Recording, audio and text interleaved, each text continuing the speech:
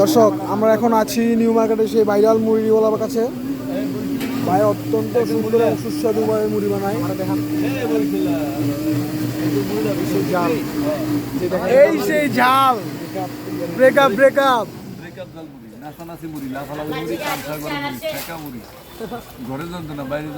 এত যন্ত্রণা নিলে থাকবো কিভাবে? বামু দেন বডিলো